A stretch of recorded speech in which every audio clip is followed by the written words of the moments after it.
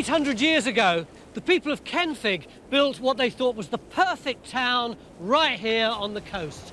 It was a thriving commercial success, and then it vanished.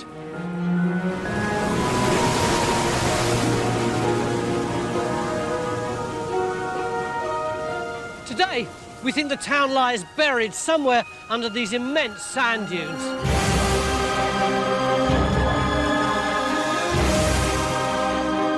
Over the next 3 days, we want to find out how big it was, what it looked like.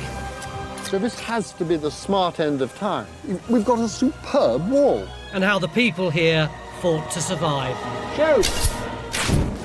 It's on fire, look! It's on fire!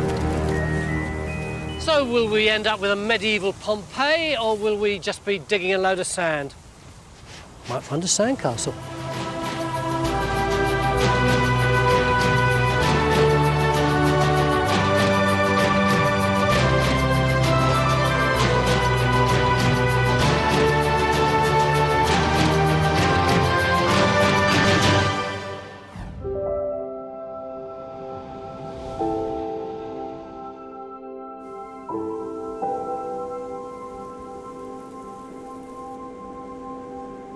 The Kenfig Nature Reserve in South Wales. Vast, peaceful and untouched. The perfect hiding place for an incredible secret.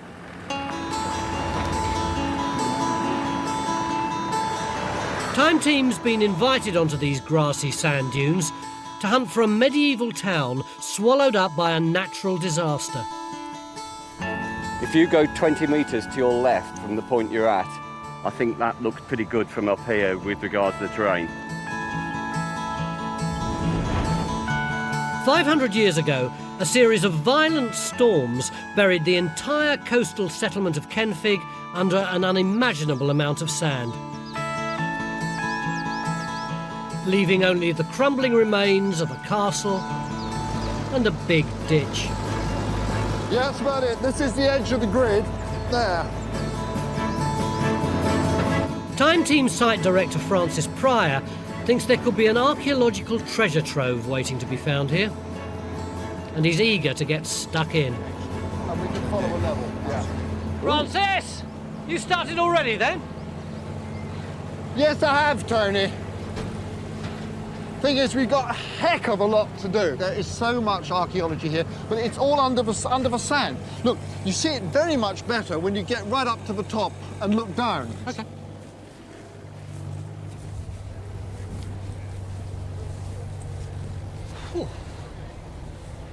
I see what you mean. Great view of Port Talbot Steelworks. Yeah. What can you see here that would indicate to you there was once a medieval town here? Well, you see that ditch down there, that very wide ditch where we got the trench with the digger and Phil's down? Yeah. Right, that ditch goes down there, under our feet here, goes over there for about 50 metres, then goes through an angle and goes round the other side of the site. Then, as far as we know, that's all going to be town, and there may well be town on the outside of that ditch. That's massive, isn't it? We've got a huge job to do. What we've got to do is we've got to locate some key points. Right, a church, high street, marketplace. These are the sort of pegs that we can hang our clothes on and reconstruct the town. I said earlier that this could be a medieval Pompeii. Was that just hyperbole? No, there was a natural disaster. Okay, it wasn't a volcano, it was wind-blown sand. But the thing that makes Pompeii so fascinating applies here, and that is, there was a natural disaster. People said, oh my God, they left their houses out through the back door, and everything that they were doing when they were last living in those houses is fossilized, is frozen in time. I mean, to be quite honest, it has the potential to be incredibly exciting. Our first target is Francis's big ditch. Could it be the castle moat or the town wall? Behind it might lie all the features you'd expect to find in a medieval town. Streets, shops and houses. Kenfig's buildings may no longer be visible, but the local community still owns the land where they're supposed to be. There's even a local archaeological society dedicated to unearthing its secrets. Hiya, folks. Hello. Very a nice, fantastic landscape. I mean, it really is. And its members are sharing their knowledge with Time Team's newest recruits, Alex Langlands and Mary Ann Ochota.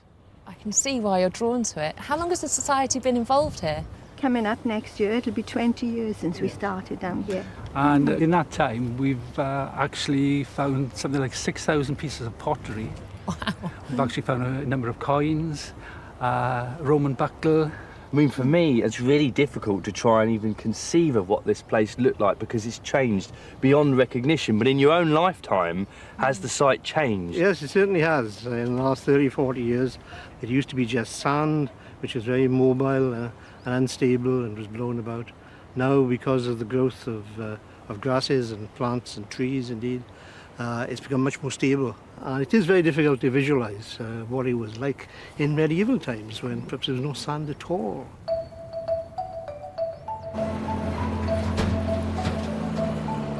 Shifting this sand is going to be one of the hardest things we've ever done on Time Team. Do you think that's the other side of the bank then, Matt? No, it's just more of this. See this wind-blown sand on the other side, that's it. That's an arm here. Yeah. And it's playing havoc with our geophysics equipment, so using it to detect underground structures is likely to be a bit of a problem. Another great site you've brought us to. Well, yes, John. I mean, it is a great site. Look, we've got 10 metres of sand in some places. Yeah. We've got all these earthworks. Resistance isn't going to work because of all the sand. My hope is that the magnetics may work, because if you really have got a major settlement below these dunes, we'll see, you know, the buildings, hopefully, but, you know, it's not easy. We'd be up a creek without a paddle if the geophys doesn't work. If somehow we can't see through the sand, we can't remove it physically. There's no machine big enough in the world. You know, we really do depend on you. Go on, you can do it, John. Please. So no pressure? No, John, none.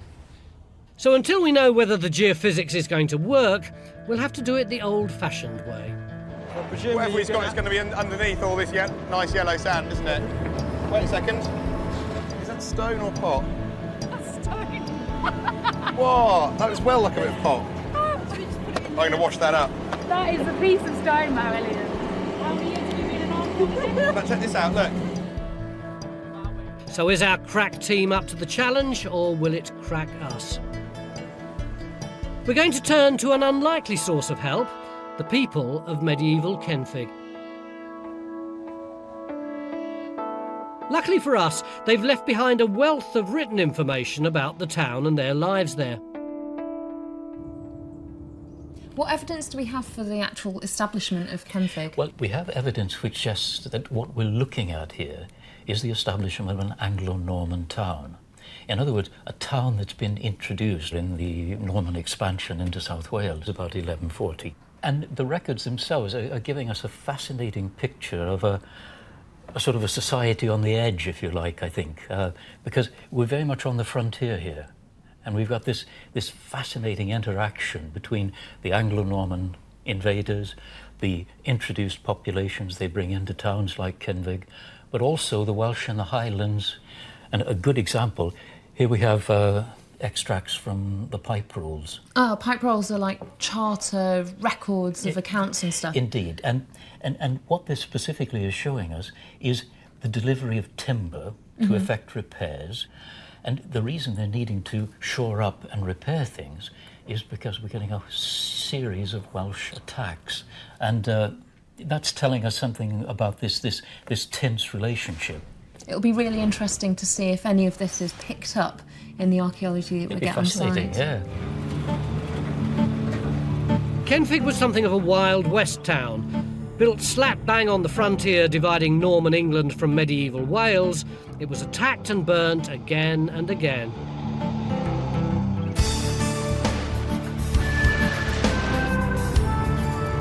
Bit of charcoal, Tracy. I don't know whether it's enough to argue for the burning of the castle. Midday, and Phil's still trying to work out whether our ditch is the town wall or the castle moat. The problem is there's so much sand. You Can't even reach the bottom of it. We're really starting to struggle. But could our geophysics maestro have a surprise in store? John, excellent. Some geophys. Yeah, and it's worked. And the results are fantastic. What's particularly exciting is we appear to have 2 lines of what I can only see as buildings. And we talked about would we see the roads? Well, there's the gap. Yes. And follow the line straight into the castle. That, I think, has to be an east-west axis. That's beautiful, isn't it? And so unexpected, Tony. I mean, you know, it is absolutely what I want. Yes, but it seems to me that you're confronted with a real problem, which is where to dig, because you could put a trench in virtually anywhere and you'd come up with archaeology. Oh, yeah, it's quite easy, isn't it? What's that? Well, I think you'd go from one of the putative buildings to the line of the putative road. Yeah, we would. I mean, it would be so embarrassing if that turned out to be some geomagnetic anomaly or something, you know. It is a geomagnetic anomaly. It just happens to be called a house. So we're putting in our second trench to see if we have a geomagnetic anomaly. Sorry, an east-west road and a house. So there's potentially a house up there. Yeah, this should be road. Okay. Okay, and then the house should start about here. Right. Okay. Fingers crossed then. And let's hope we don't have as much sand here as we do in Phil's trench.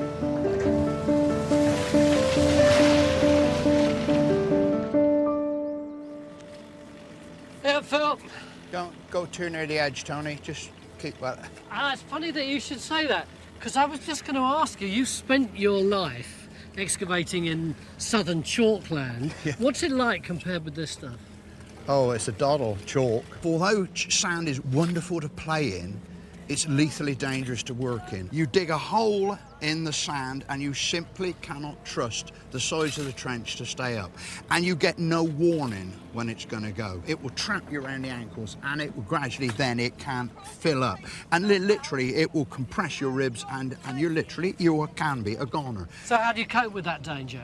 Well, you just have to cut your coat according to your cloth, really. I mean, we simply won't be able to dig as big a hole here as we would say in chalk. We'd literally have to take out a hole, I don't know, 10 metres across or something like that to get to the bottom of the ditch. But what you got here is lovely, isn't it? Absolutely superb, yeah. I mean, we got the bank, and then where the lads are cleaning down, the actual filling of the ditch.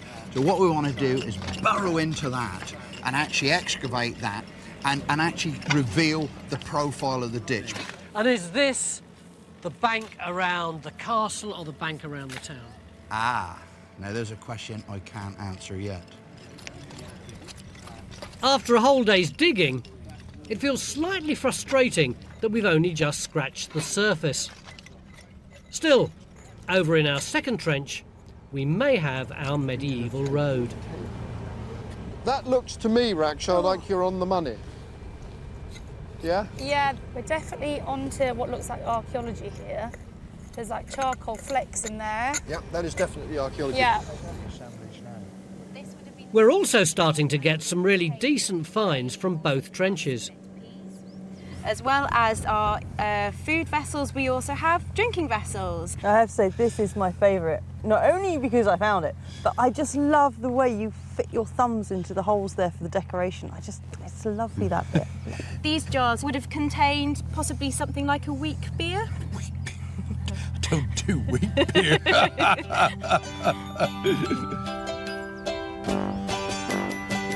It's been a long day. And the mere mention of weak beer does funny things to an archaeologist. So while John teases Francis with yet more geomagnetic anomalies... Face down. Go on, John, get it. Oh, that looked fruity. That really looked fruity. I head off for a more sobering view of our site. And I'm wondering whether our celebrations may be a little premature. Somewhere among all those lumps and bumps is medieval Kenfig.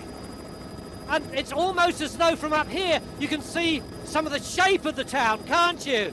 And you've got in that big trench the mound which may mark the ditch, which was the perimeter of the old town, and next to it the little trench where Raksha found what she thinks could be one of the houses. But more than anything, what I can see is the sheer scale of the site. Have we bitten off more than we can chew? I honestly don't know. We just have to get stuck in again tomorrow. Join a thriving worldwide community of Time Team fans on Patreon. Our new target is to reach 15,000 worldwide supporters on Patreon by the end of 2025. This will enable us to continue expanding the Time Team world with more digs and greater access than ever before.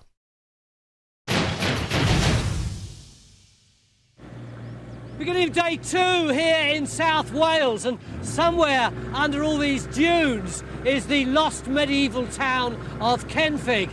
Yesterday, John did some fantastic geophys, after which we found a ditch and a mound, which are very significant, and also part of a medieval house. But then, yesterday evening, he did some more geophys, which he got even more excited about, and which he adamantly refused to let me have a look at. So, come on, John, show us this geophys.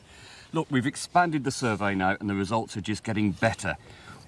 This possible range of buildings I talked about clearly is a line that continues under the dunes. But as we've gone towards the castle, it now looks as though this response here could be the north-south axis. So we're going to follow that and take the geophysics in this direction. Well, because both of these roads, that one and this one here, the new one, are curling in towards the castle. That's the key thing. So we're starting to get the complete picture of the town. The problem is, from what we know of Kenfig from the documents, we know it's really quite an expansive settlement. OK, this is too small, really, to contain a borough of 150 town plots, which is what Kenfig was at its peak. So I think we do need to start looking outside of these ring ditches. We're struggling to get the inside done. If you're talking about going beyond... I appreciate that, but I'm wondering if there are areas out there we can target to get a handle on this much larger settlement. It's a bit of a conundrum. The documents tell us Kenfig was a large settlement, and if they're correct, it simply wouldn't fit inside the area enclosed by Phil's ditch. And yet we've definitely got signs of a town here. Good grief. That's a metal surface, isn't it? Oh yeah, this is your road for you. That's absolutely solid. We're starting to reveal the east-west street, which is looking really well preserved. And that's not all. John's geophysics suggests we might have a second road running north-south. But how much of the town lies inside the ditch? And is there a lot more beyond it? Perhaps if we follow the two roads, we'll find out. I reckon, Cassie, the road surface is going to be a good metre below there. Well, they've got a metre in their trench. Yeah. Already, and we're a metre above them. Yeah. So I'm thinking 2 metres. While it's too early to say how large the town was, in Phil's ditch we're beginning to get a better idea of what it was like to live here. I've been going through the records and there's quite a few really vivid accounts of attacks on the town, and particularly this one from 1232, where it says that the townsfolk knew that the Welsh were coming, so they send their cattle away and they actually burn some of the buildings inside the walls themselves. Then the Welsh turn up and make an attack on the fosse and the palisade of the town and burn the town outside. I'm wondering if any of that is coming up in the archaeology. Well, we do have evidence of burning in the layers here, so we can say there were fires, but we can't necessarily say they were fires that resulted from attacks. What I would say is that it does look like we've probably got a palisade defence. We've stripped off the top of the bank. There was never a stone wall up there, so your story that there was perhaps a wooden palisade there is very plausible. What's the thinking behind burning your own buildings? Well, it's an act of desperation for a start. And one of the motivations is you don't want the enemy to get hold of have somewhere to live or to eat your food. So you burn the houses down. There is also a tactical aspect as well, because if you actually burn selective buildings. You actually create open space. So if the enemy do get in, you withdraw into somewhere that is defensible, and as they come across open ground, you ping them off with bows and arrows, and you try and drive them out. So we're pretty confident that Phil's got the town's defences. A bank and ditch topped by a strong timber palisade. But it's still not possible to say whether these defences surrounded the whole of the town. It's perhaps more likely they're an extension of the castle, its outer bailey.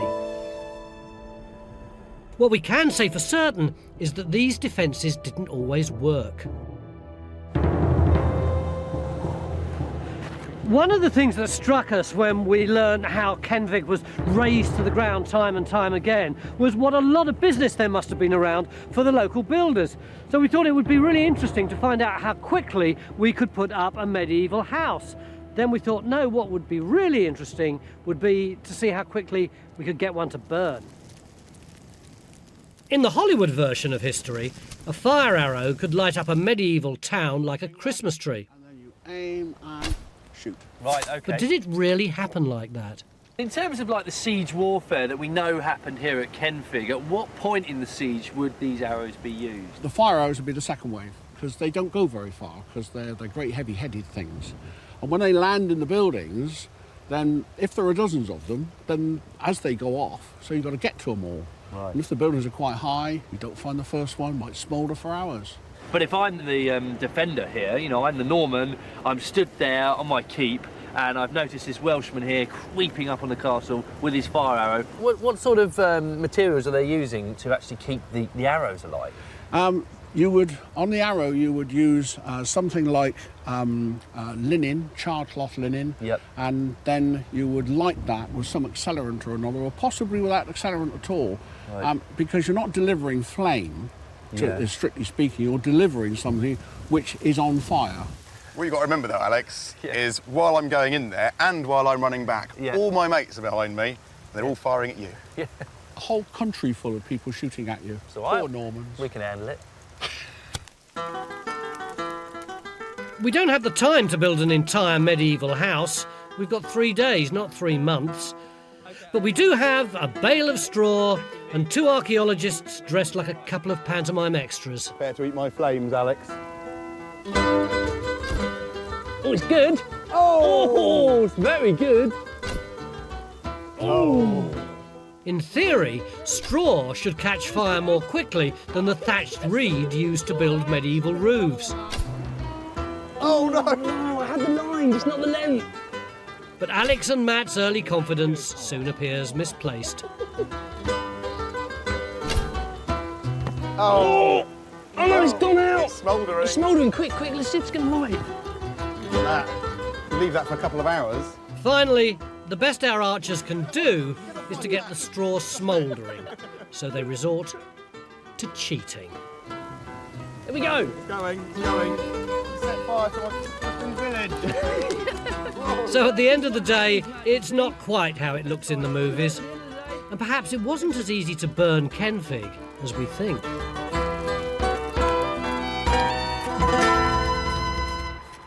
Back on site, and the archaeologists are at full stretch.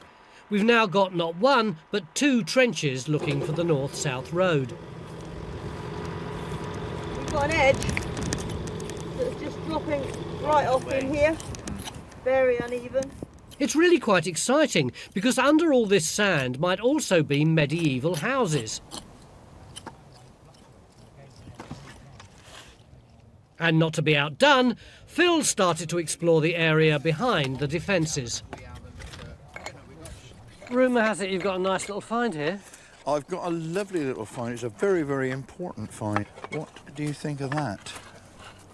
Ooh. It's a voided long cross penny. And what is a voided long cross? Well, a voided long cross sits very, very comfortably between short cross pennies, which literally have a very short cross, and a long cross penny where the cross goes from rim to rim. So you've got the top of the cross there like that, and then that's the cross bit there. Yeah? Absolutely, but You can see on this one that there are actually 3 lines that define the cross. 2 silver and 1 black, yeah. Absolutely. Now, the 3 lines are distinctive of the short cross penny, but the long cross penny does not have that middle line. Normally it doesn't, but if it's got the black bit in it, is that the void? Absolutely. That is a voided long cross penny. And the crucial thing is that they are very, very tightly datable. And the date is, Mr. Harding? 1247, Dr. Harding, to you. That is, Dr. Robinson here, please. But what is so exciting about that is it gives us a bit of story to tell, doesn't it? Which is that this place was burned to the ground in the 1230s, so by the late 1240s, it was doing well enough for people to be flashing around their voided long crosses. Yeah? Absolutely. So we've got these really good finds coming up, and the trenches are getting bigger and bigger. We've got this sublime geophys from John. We're starting to move out from just excavating the town and now are going into the suburbs. What are we going to find there? Well, we're going to find out after the break. If you'd like to see more episodes like this, you can make it happen. Our new target is to reach 15,000 worldwide supporters on Patreon by the end of 2025. This will enable us to continue expanding the Time Team world. Enjoy front row seats for the greatest show on Earth and under it.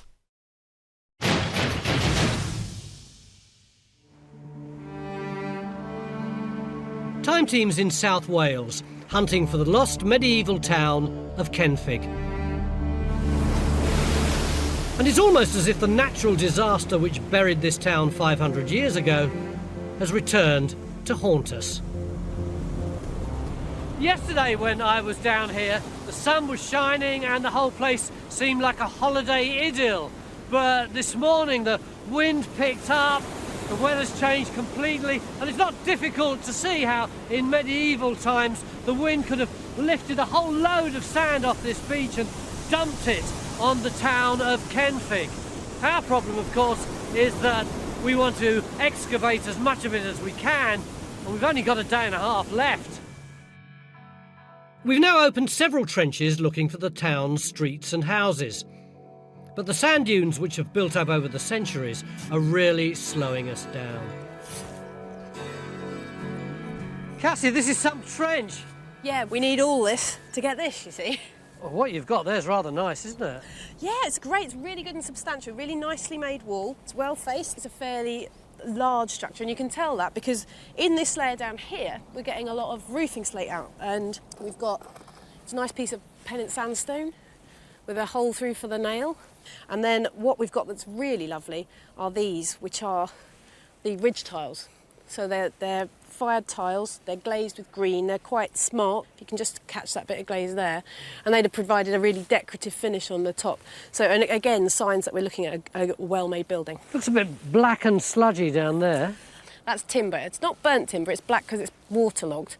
And it's all sitting in with our roof slates and our ridge tiles. So it looks like a roof has come off at some point, and this is the timber that might well go with it. In which case, are we looking at a demolition layer, some kind of destruction? So we've got our second building. Lovely. We can now have our first go at sketching out a basic street plan. Our posh building lies on a north-south road which leads to the castle tower. There it links up with a second one running east-west. We've also got Kenfig's defences. But the area within these walls feels too small to have housed the entire town. Perhaps it's just an overdeveloped castle bailey. So the question is this: is the whole of our town packed into this area, or do our two roads lead out beyond the walls into extensive suburbs? Geophys have braved the worsening weather to find out. At last, John, we've got outside the bailey walls. And what have you found? Well, to be honest, I'm not sure. The problem is we've got no responses in this area that equate with the ones we've got in that part of the bailey where we've clearly got houses. Which is interesting, isn't it? Because, Terry, you and the Kenfig Society have excavated outside the Bailey, and you got, as I recall, what, 2 medieval houses? But the interesting thing about it is that the building itself, and it wasn't a house, I'm sure it must have been a barn or an agricultural building. Around it were what looked to us, and I'm pretty certain were, medieval ploughing remnants. So we felt we were definitely out of town, as it were, just behind us there. Right. It certainly doesn't sound like an urban space, does it? Certainly not. This is really confusing. Where we were expecting to find Kenfig suburbs, instead, we might have open farmland. What's going on? This can't be it, can it? All the documents describe a thriving, substantial town here by the late Middle Ages. Very important. And we actually have a copy of the Charter of 1360 here. What does that mean for a town when it's got a charter? It's really important in the sense that, quite apart from anything else, it confirms that it exists as a town. And that implies all sorts of other things, like the rights to hold fairs and markets. And something else that you could do, you could actually draw up ordinances. What is an ordinance? It's sort of like a local law. So these are laws that govern the lives of the ordinary people? Yeah, everyday people, everyday lives. But this is a really good one. Let me read this one to you. It is ordained that no butchers shall cast no heads, feet, nor none other garbage in the high street, nor in no other place, to the annoyance of his neighbour. So there you are. You can't chuck your offal in the high street. You can almost smell the medieval town coming out of the documents. Yeah, indeed. You two don't know the half of it. Behind the town's defences, Phil is starting to find houses, and they're not exactly what you'd call, well, classy. I think that they've terraced into the side of the natural, and I think what we're looking at here is possibly the floor of a building. We don't know how far it goes that way. Now, the next thing that happens is that building goes out of use, and the whole area at the back of the rampart gets used as a midden, a sort of municipal council dump, if you like. And then these stones here, are they part of that dump, or is that something different? No, that's something different. What it is a later building that's been built on top of the midden.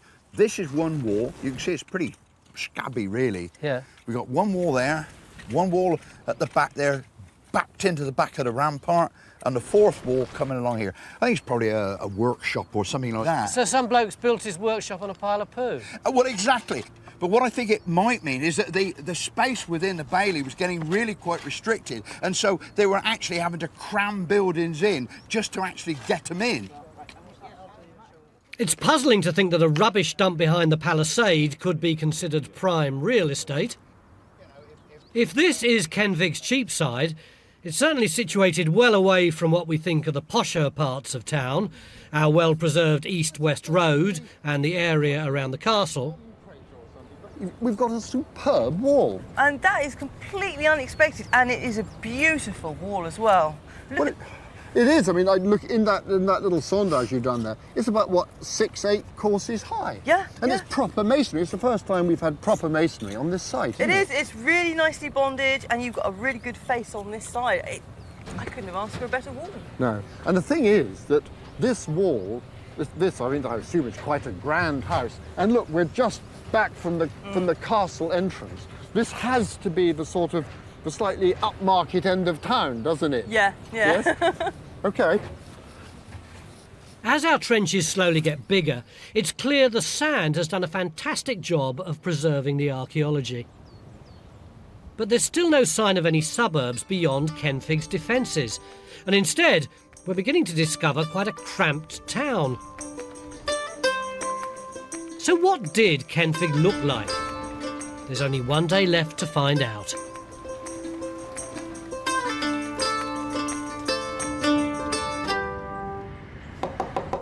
Ladies and gentlemen, we're going to abide by the rules of Kenfig tonight, number one of which is, when I do that, you keep quiet. Why? Because it's the rule. But your little rosy face has been beaming most of the day, hasn't it? Well, it has been extraordinary, Tony, because slowly we've revealed the outlines of a completely unknown buried medieval town. And that's never happened to me before in my life, and it has been fantastic. Phil? Oh, I mean, we carry on regardless about the weather. I mean, if the archaeology is good, then we'll carry on. And the archaeology has been absolutely cracking, although I must confess. No, not yet. No, it's in the rules. We have the drinking after we've read the rules. Marianne, give us the rest of the rules. It is ordained by the said Portreeve, that's him, That's me. that all brewers shall brew good and wholesome ale. Well, I should hope so too. No inhabitant of the said town shall keep no naughty packs, bawdry or suspected harlots, vagabonds, nor loiterers. Doesn't look good for you, Raksha. To vagrants, harlots, and naughty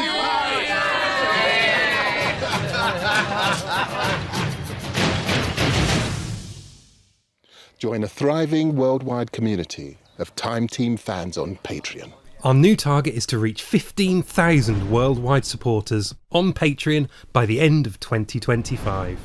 This will enable us to continue expanding the Time Team world with more digs and greater access than ever before.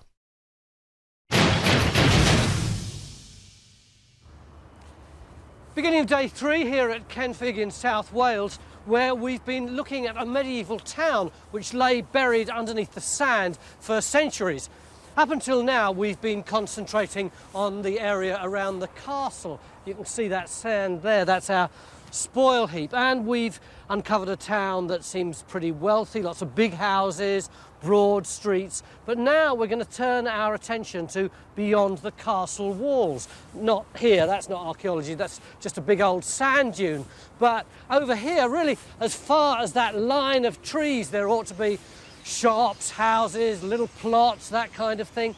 The real question is, where on earth are we going to dig? The trouble is, Geophys can't find anything here at all. And yet we've been led to believe from the historical sources that Kenfig was an extensive settlement, possibly with suburbs stretching beyond its defences. Francis, we're going to be here forever. Well, we do know that the main north-south road was coming through here, don't we, John? Yes, I mean, we've got that on the geophysics, but in the rest of the area we've surveyed, we've got no evidence for buildings at all. I mean, compare the results from inside and there's nothing like it out here. Hang on a minute, I don't understand. We have heard from the documents that there's a lot of plots out here, but there doesn't seem to be anything. Why are we bothering to dig out here? Why don't we just stay where we know the archaeology is? Well, if the town does stop here, right, then that is something that's completely unexpected, and it actually makes that town, if anything, rather more important because it's so compact and the occupation is so dense. So Francis gets Matt to open a trench close to where the north-south road exits the defences. If we're going to find any suburbs outside them, this trench will be our best shot. So was the town much more cramped than we've been led to believe by the historical sources? It's beginning to look that way, and yet it was also fairly prosperous. What we've got here is a buckle. Ooh, look at that. Isn't it lovely? It's really pretty. And what's really nice about this is that if we look at the actual frame itself, I'm just beginning to see just in this corner, it looks a little bit silvery. Now that's either copper alloy that's been later tinned or silvered to make it look like it's silver, or it may well actually be silver. And I managed to date this quite securely to 1350 to 1400 from examples that were found in London excavations. It might be that this is a little bit later in date here by the time the fashion has travelled over to where we are now, over in Wales. But it's nice to have that kind of date for it. So it seems the people here were doing well enough to afford the latest fashions and to build bigger and better buildings. What we got here is a really substantial wall. Puts me in mind of the castle wall, doesn't it, you? Oh yes, the only difference is that wall's got mortar and this one's just clay. But it's similar stonework and it's over a metre thick. This is a big, substantial, posh building. And the interesting thing is that these cattle prints in this dark cumic clay actually run underneath the wall. It's a very dark clay, it's very humid, it smells. Yeah, I think you've got a byre or a wooden cattle shed, something like that. And then you've got this big, imposing, posh building slapped on top. I think we're probably looking here at an administrative building, possibly rather than a house, don't you think? It must be. It's incredible to think that the site of the old cattle shed ultimately ended up as home to a posh administrative building. And it's got us thinking, as the town got richer, what happened to all the cow sheds? And are there any buildings here? There aren't any buildings. What we do have, though, is this lovely cobbled surface here, which is absolutely covered in charcoal. It looks like there was some industrial process going on here. I mean, I think there's far too much there for it to be a hearth or something like that. You've got a good, decent cobbled surface. It smells pretty terrible down here. There's a lot of burnt stuff, iron smelting, something like that. What do you think all that tells us? Well, I think it's absolutely what I wanted, because we're just outside the settlement area, and you tend to put light industry today, as in the Middle Ages, away from your housing. Yeah. So that confirms that this outer area here didn't have a lot of houses. The pieces of the puzzle are starting to fall into place. This little forge must have been typical of Kenfig's scattered suburbs. As the town got richer, these smelly industrial buildings would have been pushed outside the walls. But for some reason, the townsfolk were unwilling to build their houses here. What I want from you, Ray, is some idea of what might have been happening here based on other sites. I've actually brought a sort of a reconstruction drawing of Kidwelly. Now, Kidwelly's a bit west of here, but what you see here is an implantation with a fairly regular grid pattern, but actually in the extended bailey of a castle. And it's worth reminding ourselves, I think, you know, that this is hostile territory from the Anglo-Norman perspective. You know, you have the Welsh still in the Highlands who are coming down. So implantation in a bailey makes a lot of sense. But it's worth noticing too that we begin to get suburban overspill. And here you also get much less predictable suburban expansion. So that might be a good working model for us to apply here to Kenfig. So it's actually quite mobile then. This borough, instead of being a sort of fixed entity, actually it's much more fluid, and we should anticipate sort of settlement types popping up all over this area. I think that's probably a good way to look at it. Right. But perhaps we shouldn't be too surprised to learn that the people of Kenfig wanted to keep their homes within the defences. That is an amazing amount of burning. You do wonder whether or not this mightn't have something to do with conflict or something like that. It's in the right place, isn't it? Given how many times they were attacked.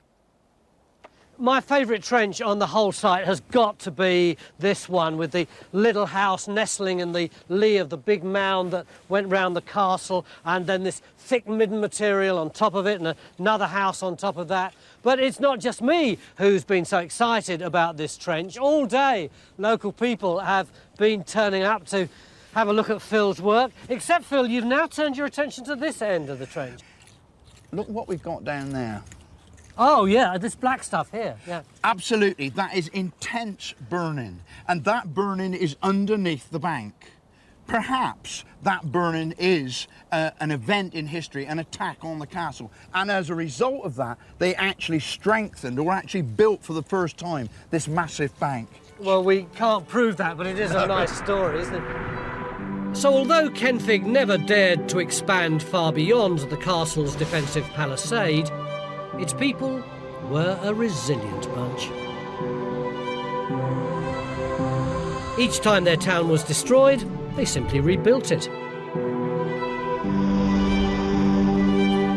They didn't just survive. Judging by what we've found, they prospered. What started as a frontier outpost became as well maintained as the towns we know today. But it's this path in front of it. I can't remember a time team where we've had such an opportunity to see a really well-preserved medieval road. I know. It's astonishing, Tony. I mean, this is beautifully laid out. That's not just because we've cleaned it well archaeologically. No, You think it was like that? No, if there were deep holes and potholes and that sort of thing, we'd have revealed them archaeologically. They must have kept it regularly maintained. Oh, well, I know that because in these Kenfig ordinances it says it's ordained that every burgess, tenant and resident dwelling within the town walls where the pavements or causeways hath been shall and do keep them clean from dung and other filth upon pain of 12 pence at every fault. Good grief. I mean, 12 pence, that's equivalent to 500 quid today. You know, I mean, that's a serious fine. Yeah, it's more than a bag of crisps, isn't it? Isn't it? And it completely it demolishes our idea that medieval roads were rutted and full of mud and... Stuff chucked from first floor windows. Absolutely. Yeah. But look, out here is the road proper, and it really is, it's still good and hard. Really is hard. I wouldn't mind driving on that myself. The thing is, Tony, we never get to see medieval roads preserved like this, because normally you've got a late medieval road, and then you've got a post-medieval road, and then you've got layers and layers of tarmac and heaven knows what. And the medieval road isn't preserved under a mass of sand that's been blown in from outside. Yeah, it's a real one-off, this, isn't it? It's beautiful. It's absolutely fabulous, I think. The road, like the town itself, is a unique time capsule.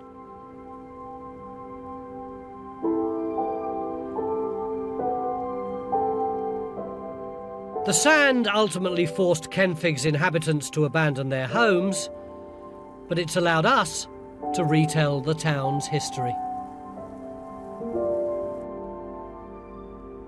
Right, I think we're done, Francis. Tell them the story. Right, OK, folks. Now, this is a high-precision model. That's the castle. This one here. Which is over there. Yep. And there are two sizes of yoghurt pots representing houses. Those and those. The big ones are the sort of high-status ones. That's where Cassie and Tracy were digging. Yeah. And then there's a main east-west road. Down there. Yeah. And to the left there, just behind the ramparts, is the rough end of town. And that's where Phil was all 3 days. No shame in that, no shame in that. Better quality pubs, though. Then we got another road heading out. This way. That's it. Through the ramparts. And then open fields and farms. And then for about 200 years, 300 years, that was the town of Kenfig. And then the winds got up and the sands gathered. And slowly, the whole thing was buried. Oh. Very good, Francis. Phil, I said we'd probably end up this dig playing sandcastles. Join Time Team on Patreon to access exclusive 3D models, masterclasses, and behind-the-scenes insights.